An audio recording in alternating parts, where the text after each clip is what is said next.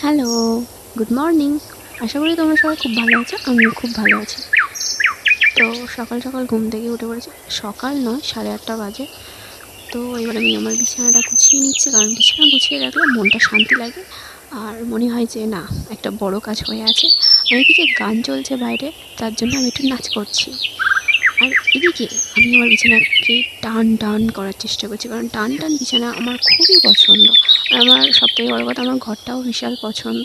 জানি না তোমাদের পছন্দ হয়েছে কিনা, কিন্তু আমার খুব ভালো লাগে গুছিয়ে রাখতে ঘর। এই যে গোছানো কমপ্লিট, আর এদিকে গান চলছে, বললাম গান চলছে। এদিকে দিদিভাই সবজিগুলো কেটে দিয়েছে, আমি একটু রান্না করছি। আর এদিকে আমার বর ছুটে এসেছে ব্রেসলেট নিয়ে।